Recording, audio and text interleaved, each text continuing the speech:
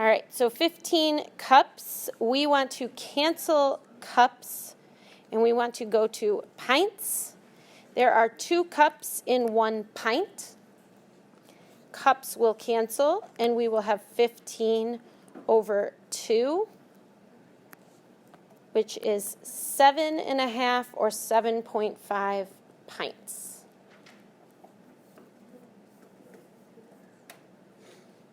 Any questions about that one?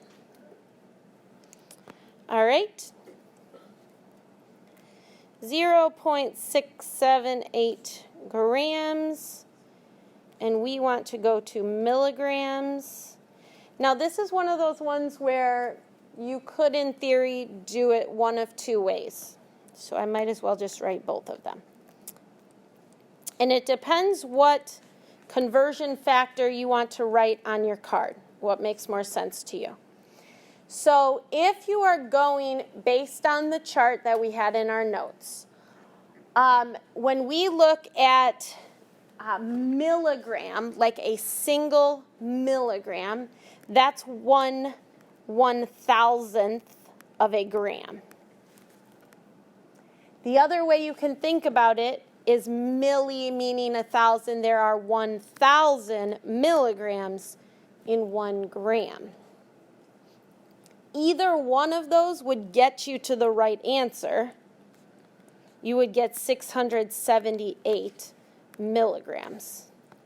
It's just a matter of which one you would prefer to memorize and or write down. Questions on that one? All right. And 897 liters. We need to cancel liters and go to kiloliters.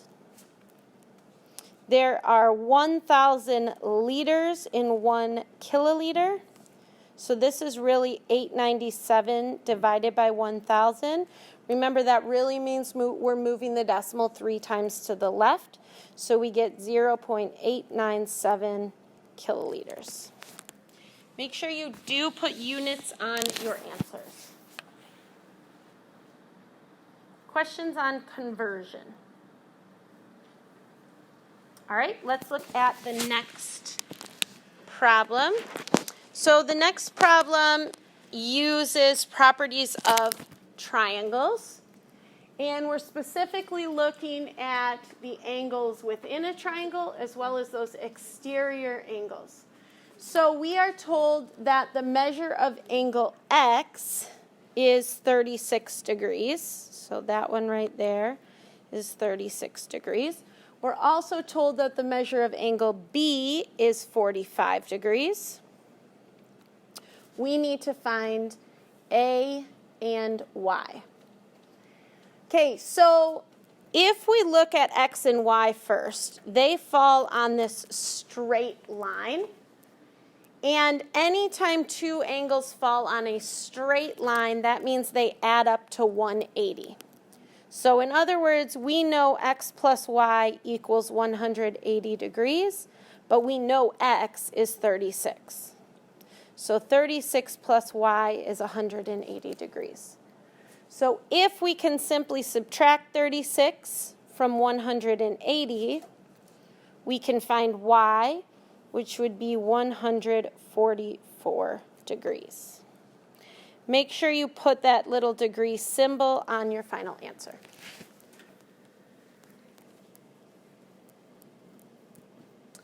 Okay, with A, do not be tempted to say A and B are the same.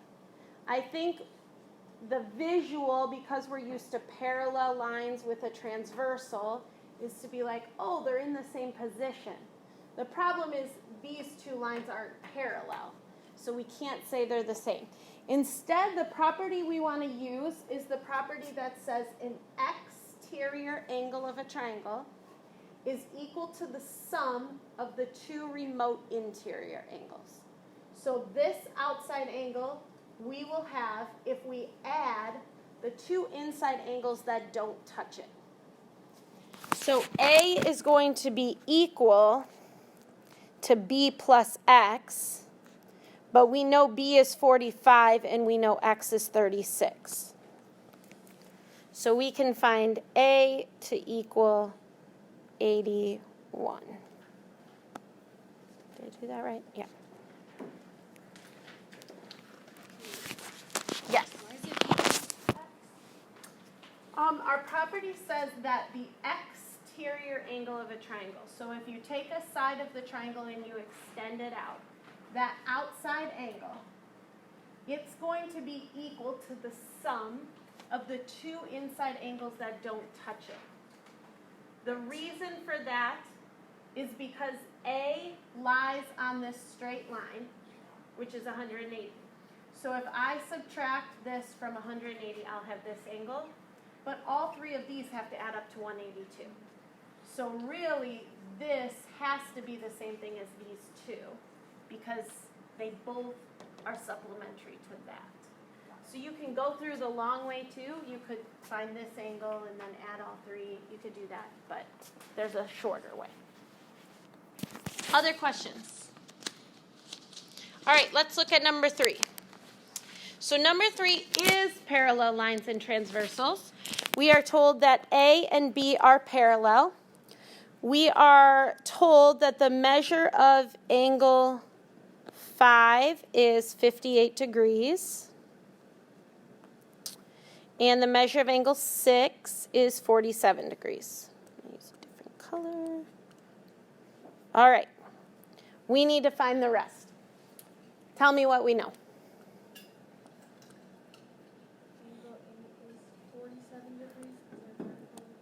Perfect. Angle 8 is vertical with 6, so it's going to be the same.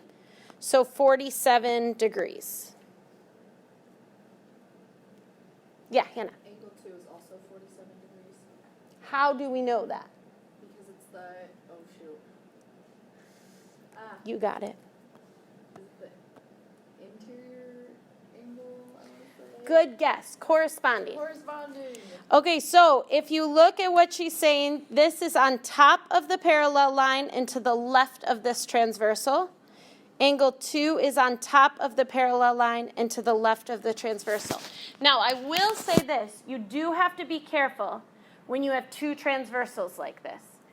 Because, for instance, this angle over here, the corresponding one to that is actually a combination of 3 and 4. So you do have to be really careful with that. But Hannah is correct. Angle 2 is going to be the same as angle 6 because they're corresponding to one another. So 47 degrees right there. Yeah, Caitlin. Could we find angle 7 by subtracting 47 from 180?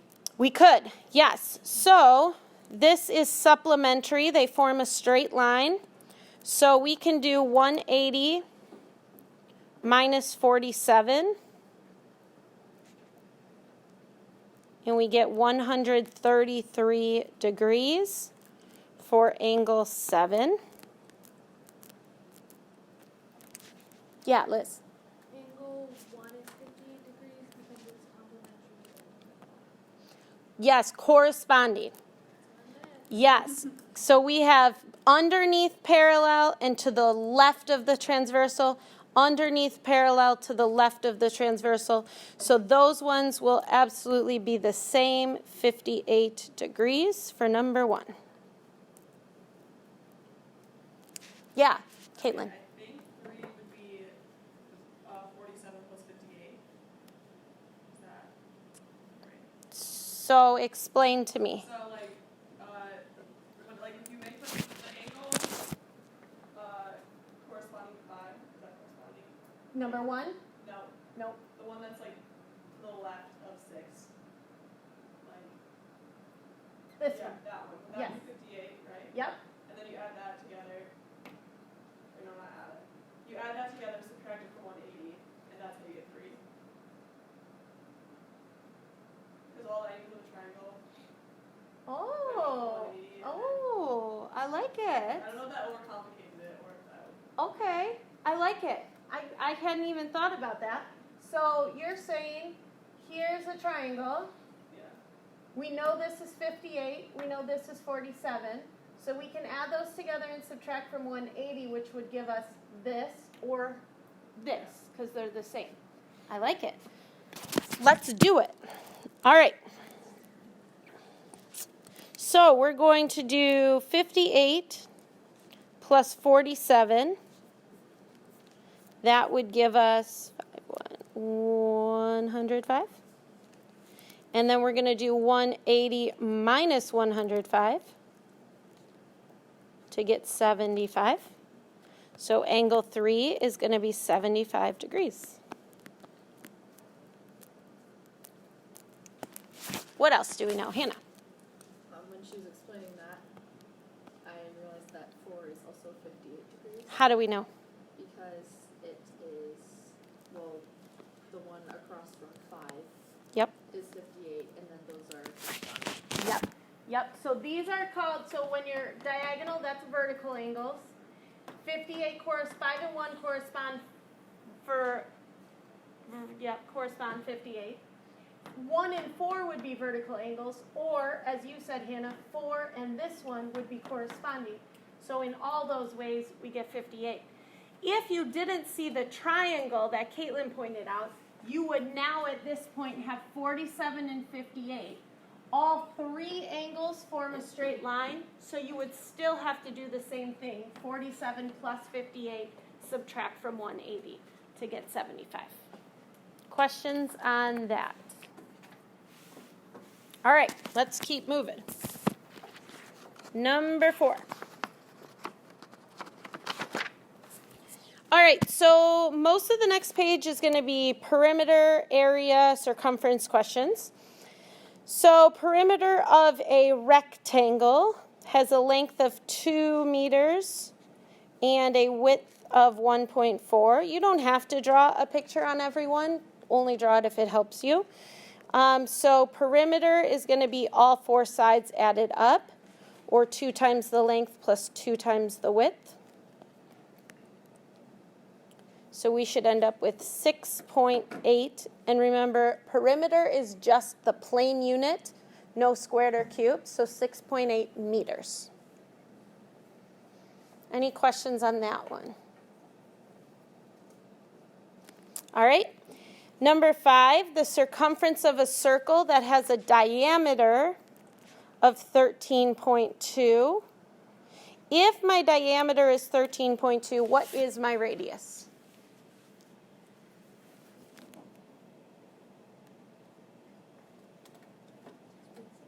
6.6, good. Now, when you're doing circumference, you technically could use diameter or radius, because technically we have 2 formulas. We have pi times diameter, or 2 pi r, which is the more well-known one. So I always use r, I always do radius, but really, we were given the diameter, we could easily put that in.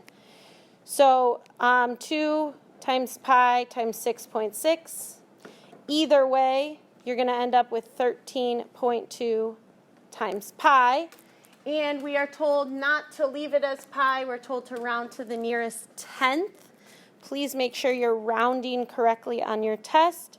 You would get 41.5 feet. Remember, circumference is just like perimeter, so just the plane unit.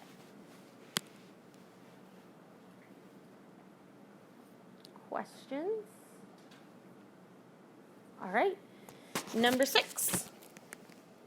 Find the area of a circle that has a diameter of 2. If 2 is the diameter, what is the radius? 1. Area is pi r squared. So this is pi times 1 squared. What's 1 squared? Yeah, 1. So this is just pi. But we're rounding to the 10th place. So 3.1 meters squared. Area gets squared units, so make sure you remember that.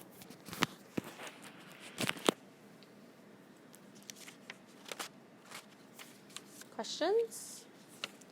All right, let's move on to number 7. What is the area of a square patio that measures 9.5 on every side. Area is length times width. So 9.5 times 9.5, or you could say side squared, which is 9.5 squared. Either way, you get 90.25 meters squared.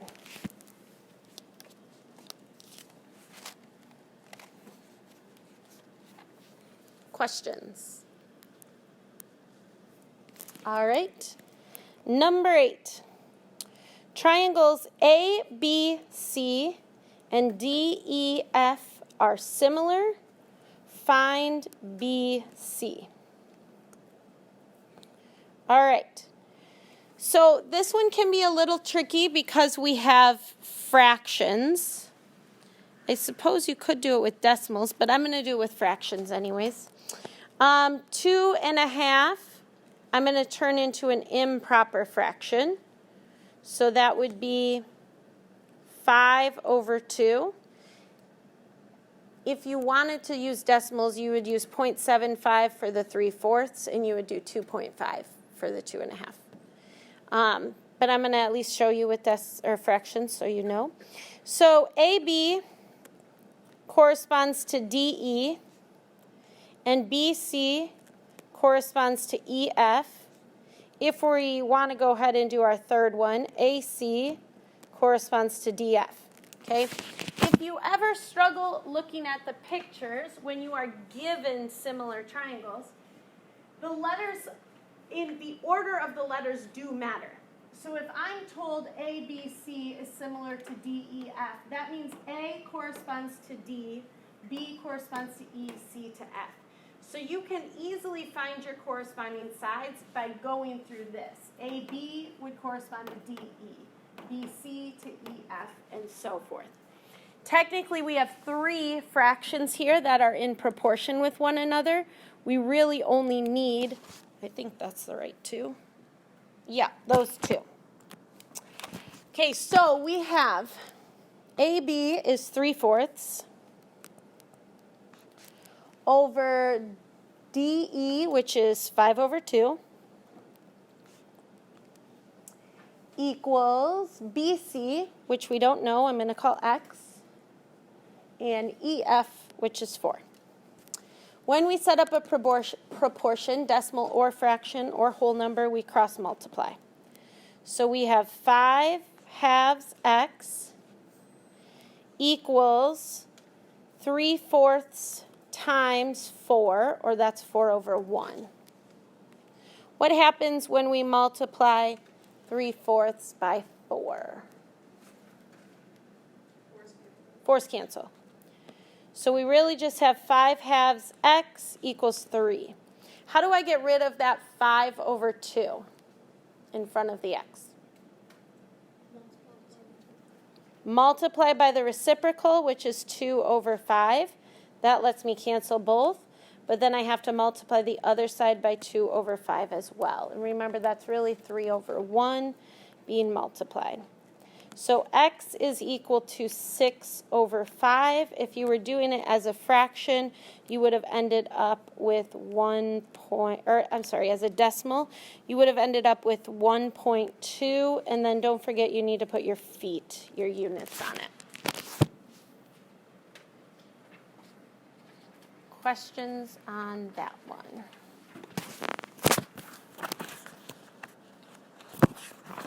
All right.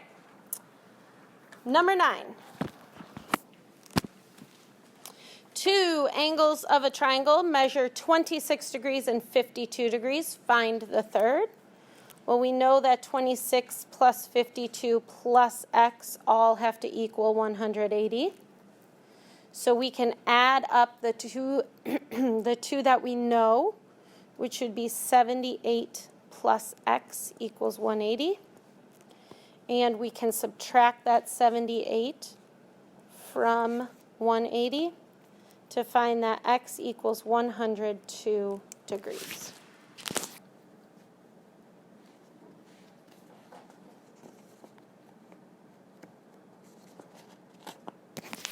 Questions? All right, number 10. Determine whether the two triangles below are congruent. If they are congruent, state by what theorem they are congruent. Okay, so I'm going to expect if they are congruent, you label them correctly and tell me the theorem. So in this case, we have a 10-foot on both of them. We have a 9-foot on both of them. And we have the angle between them. What would that theorem be called? Side angle side. So I know they're going to be congruent by side angle side. But I still need to determine what my two triangles are that are congruent. So typically I start with one and I just pick an order. Doesn't matter. So triangle ABC. Now we need to go in the same order for the other one. So triangle A, or angle A, is my 73 degrees. That one's easy to find. So D will correspond to A. Then I'm going along my 9-foot side to B. So when I go along my 9-foot side, I end up at E, and that would leave F last. So triangle ABC is congruent to triangle DEF by side angle side.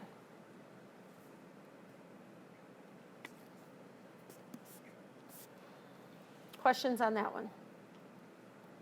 All right, number 11. Find the unknown side of the triangle below, round to the nearest tenth. Notice this is a right triangle, which means we're going to be using the Pythagorean theorem. That means A, B, and C. A squared plus B squared equals C squared is our theorem.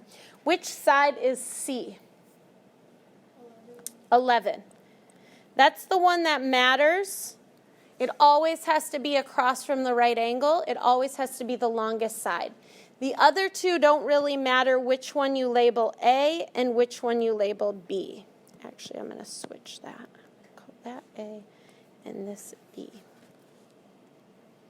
All right, so we're going to plug in A squared plus 8 squared equals 11 squared. A squared plus 64 equals 121. We're going to subtract 64 from both sides to get A squared equals 57.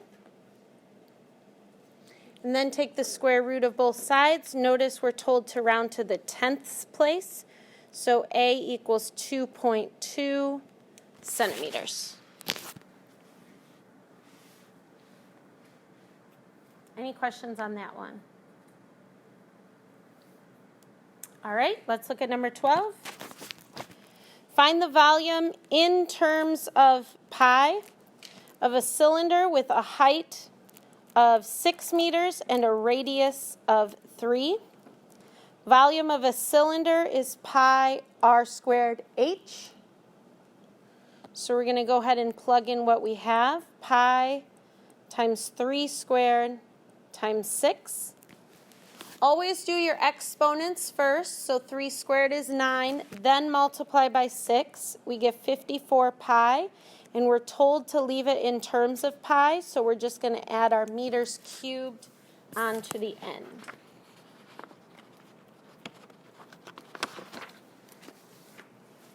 Questions on that one? All right, number 13. Find the volume of an Amazon package that is 14 inches long, 9 inches wide, and 8 inches high. An Amazon package is a rectangular prism or a rectangular solid, and the volume is length times width times height. So all we're doing there is taking our 14, 9, and 8 and multiplying them together. So we get 1,008 inches cubed.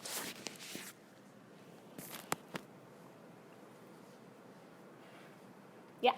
Can we actually go back to 11? Sure. You said 2.2. I was able to put it in the calculator on my phone. I did not get 2.2. Okay. Ooh, can you show me what you did? Can someone take out a calculator and check that? squared is 57. Really good. You know what, you guys? I should have known that because 2 squared is 4. Well, this is real bummer. I'm going to have to redo my key again. Okay. Change your answer. Thank you, Sam. Okay, 7.5. You guys, why did none of the rest of you say that? You should not. Is that rounded appropriately? Yes. 7.5? Okay. I'll go change that later. It's just the square root. It's still the square root. So it's just the final answer. I'll give myself grace. Okay. Sorry. All right. Have there been other mistakes that you haven't spoken up about? Okay. All right. We can squeeze one more in. All right. 14. Find the volume in terms of pi again.